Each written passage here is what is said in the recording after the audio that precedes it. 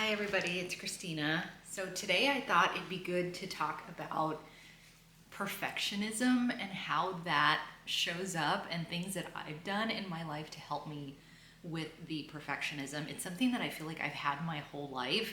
So in this video, I really want to talk about kind of where it comes from and then also just how you can combat it, because it's something that for me, it's been with me my whole life, basically. So I feel like for me, I'm finally getting to a place where I'm understanding how to not be that way. The first step is understanding, where does the perfectionism come from, right? So it may be a form of emotional safety. I think a lot of times when you're parentified, you don't want to rock the boat. That was my case, to where I didn't want to. My mom was working 2 jobs. She was working on the side. I didn't want to introduce anything that would cause her any additional stress, because she was already under a lot of stress. And I understand that that wasn't my burden to bear. But at the time, I wanted to make sure that you don't have to worry about me, right? I'm good. Like, I will do everything you tell me to do. I will make sure the house is spotless. I will take care of my siblings so that you don't have to worry about any of that.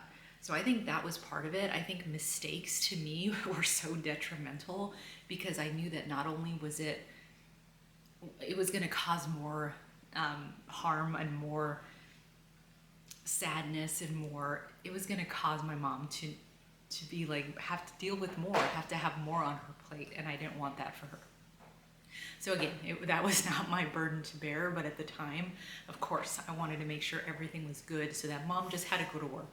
You just had to go to work. When you come home, everything's going to be ready. I'm not going to have any problems. I'm going to make sure I get straight A's in school. I'm not going to, get in any fights or have any issues. No mistakes, right? So I feel like having that mentality carries into adulthood.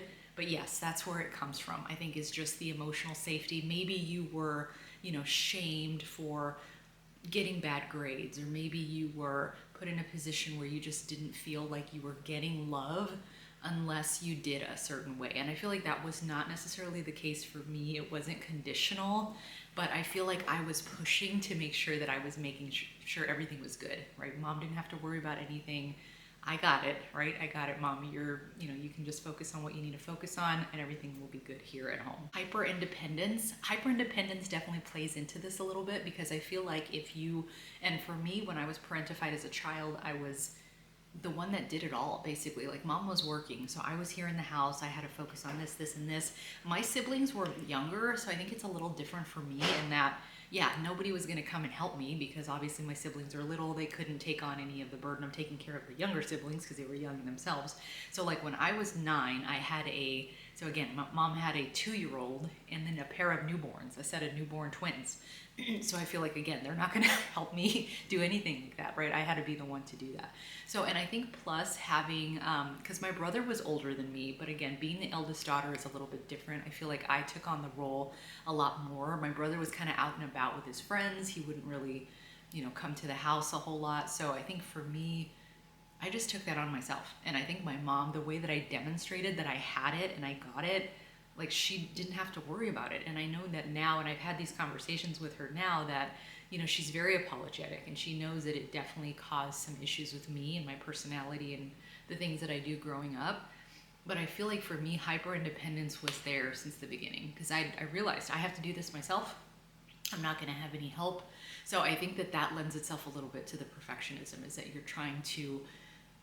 don't delegate, right? Which I think is so important. And now I'm learning, right? So, I'm trying to delegate as much as I can and know that I don't have to carry it all, because I think there's a piece, and let me know if you're like this as well, but I think there's a piece that says, if I don't do it myself, it's not going to get done right. And I think that's a really negative mentality to have, because you need to be able to let other people in and let other people help you and let other people build your trust and trust that they're going to be able to do a good job. I think that's super important.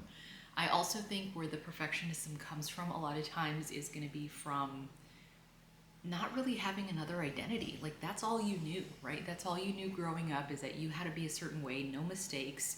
I need to be on all the time. And I think that if you're not that, which I'm learning this right now and it's so hard, is like, what's my identity if I'm not that, right? If I'm not, this is the person that does everything, does it well, does it perfectly. Like, who am I if I'm not that person? Who am I if I'm flawed? Who am I if I make mistakes? Who am I if I don't want to do anything that day and I literally just want to sit on the couch and do nothing, right? So I feel like all of that is building. It's building and building and building. What is some of the hidden costs of perfectionism, right? So what can it cause behind the scenes? And I think for me, definitely burnout, because especially when it comes to my professional life, I feel like this manifests a lot in professional life, but also in personal, but I would say more so professionally. Because for me, I feel like I have to prove that I'm worthy, right? I have to prove that I'm worth a damn. I have to work more than anyone else. And I think for me, it's never been working smarter. It's always been working harder. So I am trying to transition that. But I think for me, I would get, and I'm getting better now, but I would have pride in, working these 12-hour days. Like, oh man, I'm putting in the work. Or if I send an email at like 2 in the morning, oh, look at that. I'm working so hard and I'm so dedicated. And, I feel like I had to do a lot of that because I couldn't just, I feel like I needed to earn, again, the respect, the praise.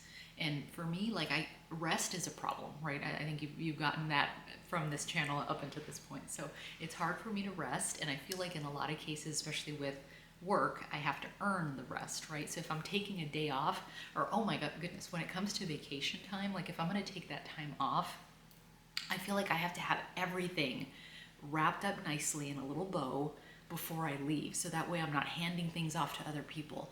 I'm not causing potential issues that didn't get done. I am working my booty off, right, for hours and hours and hours. And that's why I get so stressed out. And this always happens, is I get so stressed out leading up to a trip because I know that I have so much work to do to get all my stuff wrapped in a bow, to make sure that we're ready to go. So I'm working on that, but that is so hard. That is so hard for me because, even, and I'm planning a trip to Bali in January, super excited about it, but I know that my mentality is going to be like, I got to get all this stuff done. So what I'm going to try to do, and again, these are some of the practices that I'm putting into place, that it doesn't have to be 100% done. It doesn't have to be perfect, right? We have a plan B. It can be like this, and that's still considered success. And we'll get there, but that's how I'm defining what success looks like. And I think that's super important.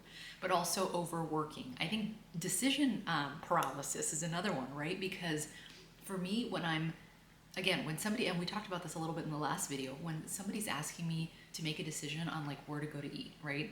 And for me, I'm thinking like, it's like that meme with the lady that has all the figures above her head, right? Because it's like, wait, if we go there and you don't like it, then da-da-da-da, and then this, and this gives you gas, and, so just make a decision. And I think that's what I'm working on as well, is just trying to do it, right? Instead of just sitting there trying to figure out all the ways that it could go wrong and this, worrying about it and, wanting to make sure you make the right decision.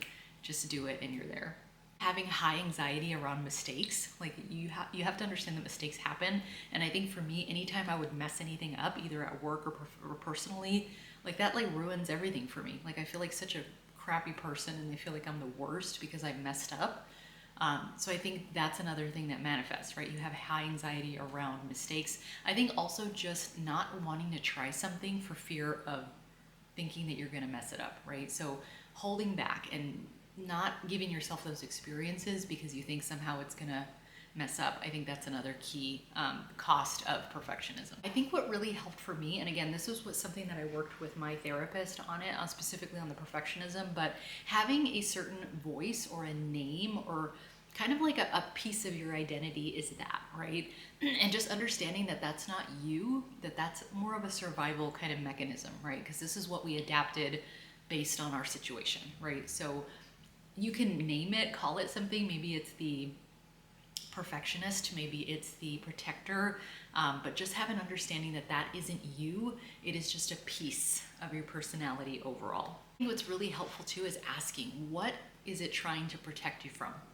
So is this entity or this part of your personality, are they trying to protect you from judgment? Are they trying to protect you from shame? So I think really having a good understanding of that, like what exactly are they doing there? Because then I feel like you can work more on that focus of maybe how can I shift the perspective a little bit, or how can I change, what that looks like. I think what's also been really helpful for me, is having a good understanding of redefining what success looks like. I think this is so important because it really shifts your perspective. So instead of saying, like for example, with my vacation, right? Like I need to be all this to be done by the time I leave. I could easily do something like I need about 50% of what I'm working on to be at a good spot that I'm comfortable handing it off, or that, you know, I'm okay, I can focus on the really high priority things, and then everything else I can kind of, you know, put on the back burner, and it's not going to cause any issues, so I'll just go ahead and leave it as is. That's not what I usually do. So I think that's a really good mentality to say that's successful for me. And maybe it's like it doesn't have to be this, it can be good. Or celebrate putting in the effort, celebrate getting as far as you can. I think that's really key.